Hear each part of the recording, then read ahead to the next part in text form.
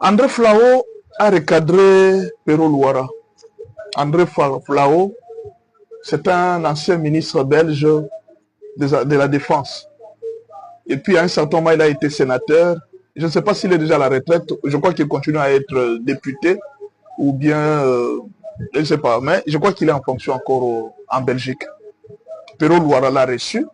Bon, c'était une émission. Hein. Mais nous, on a pris la partie la plus importante, celle où il était en train de discuter avec Pero Luara. J'ai beaucoup aimé son intervention et j'ai beaucoup regretté l'image que l'homme politique congolais est en train de véhiculer sur le plan international. La majorité des Congolais font la politique de la rue de Kinshasa. Ils oublient que sur le plan international, on peut aussi les coter. C'est-à-dire, il y a des politiciens, quand ils passent sur RFI, ils pensent que comme nous passons déjà sur RFI, nous sommes devenus internationaux. Alors que RFI se moque de vous. RFI est en train de vous utiliser pour juste accomplir le plan de la France ou le plan de l'Union européenne. Mais en réalité, on sait que vous êtes nuls, vous n'êtes pas intelligent, vous ne réfléchissez pas. D'abord, je vais vous donner quelques éléments. Comment expliquer que les Nations Unies sont en train de condamner Kagame, ils sont en train de condamner Kabila. Les Congolais sont en train de penser que ceux qui condamnent Kabila, ceux qui condamnent Kagame sont des Balouba, sont déjà des leaders de presse.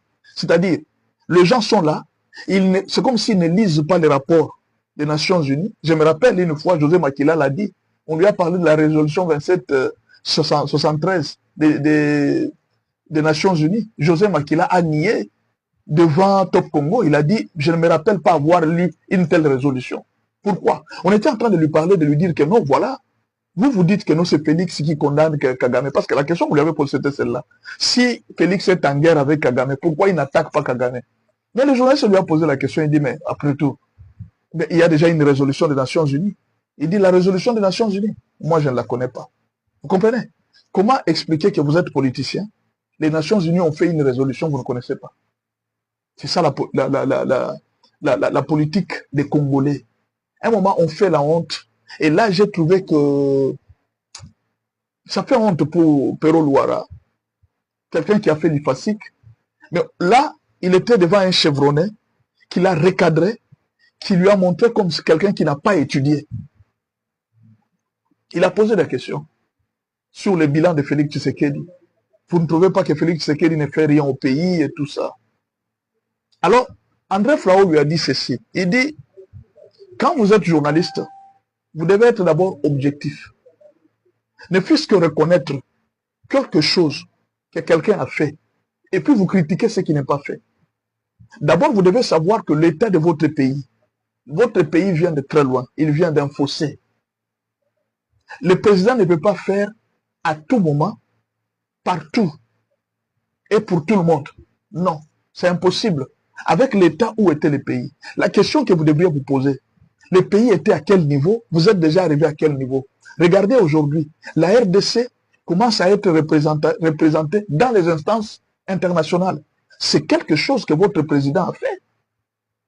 Pero Luara lui a posé la question. Il lui a dit, non mais, vous pouvez encourager Félix Tshisekedi. Imaginez que votre pays est attaqué par une maladie qu'on appelle Ebola, le président va voir les matchs.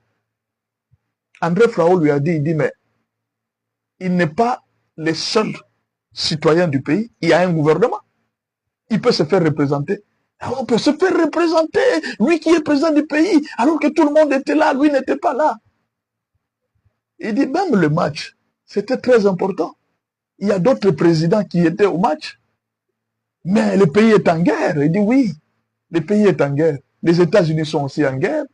Les autres pays, il y a beaucoup de pays qui sont en guerre, mais leur président était là.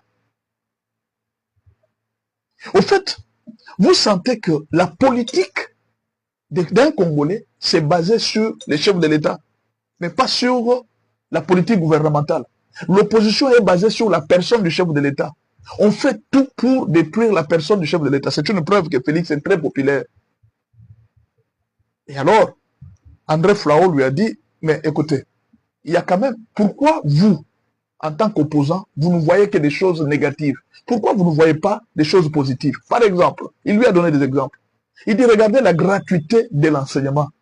C'est quelque chose de très important pour une nation. Perrault n'a rien dit. Regardez les universités qu'il a construites. Pour une nation, la construction des universités est plus importante que toute autre chose. Pour une nation, la construction, il est impossible qu'un opposant ne puisse pas remarquer qu'un président a construit des universités. Il a construit des aéroports. Ce sont des infrastructures. Le président est en train de faire des infrastructures. Dans moins de temps qu'il a fait, d'où étaient les pays et où il est maintenant. Le pays vient de faire beaucoup d'infrastructures. Il a construit des aéroports. Ce qui m'a fait très mal, c'est quand Perrault Louara a dit, je ne connais pas, moi je suis au Congo, je ne connais pas un seul aéroport que le président Félix Tshisekedi a construit. Ça c'est trop grave. C'est trop grave. Donc je me pose la question, finalement, Perrault Louara, qui ne connaît pas qu'on a construit les aéroports en RDC, ou alors qu'on est en train de construire, finalement, quand il informe aux Congolais, il leur donne quelle information? Et vous allez voir derrière, les gens en train de suivre Perrault Louara, les gens en train de l'acclamer, oui, tu as bien parlé, tu as bien parlé. J'ai compris que la politique congolaise, c'est une politique de la haine et non de l'objectivité. Et André Flao lui a dit, vous êtes un journaliste, vous devez être plus objectif. Sinon, vous êtes en train d'amener les débats des bas étages. C'est une bassesse pour vous d'arriver à ce niveau de débat.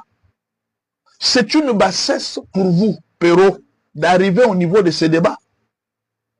Moi, je ne voyais pas André Flao s'adresser à Perrault Louara, mais il était en train de s'adresser à la classe politique en général.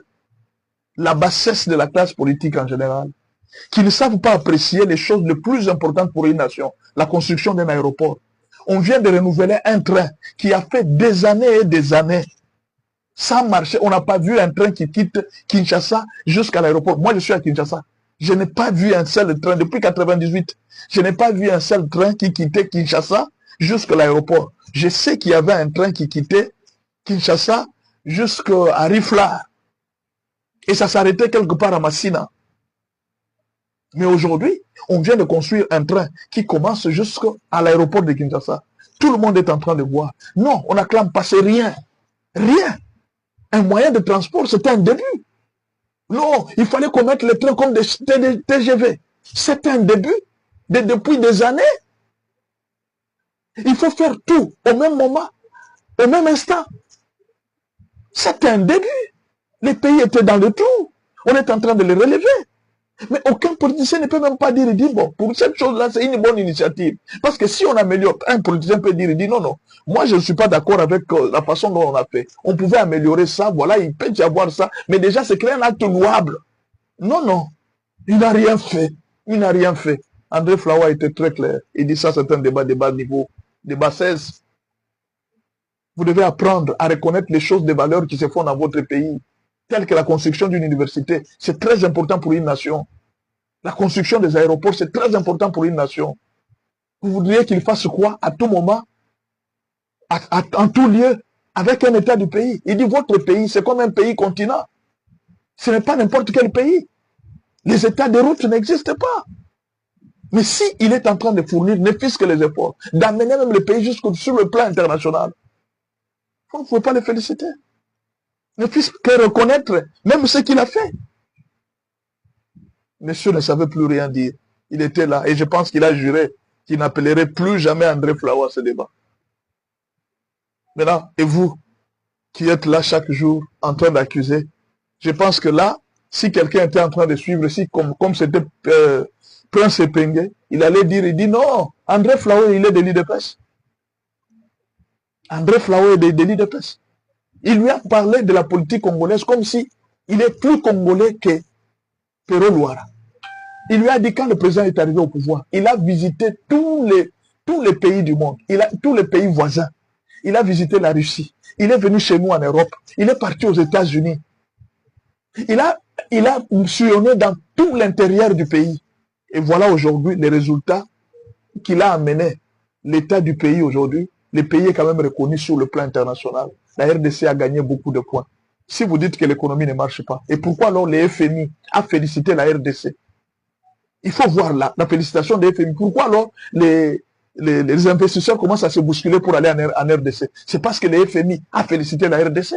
Pourquoi vous ne voyez pas ça? Vous n'êtes là qu'à divulguer de mauvaises informations et de fausses informations. Merci beaucoup André Flao. Que Dieu vous bénisse.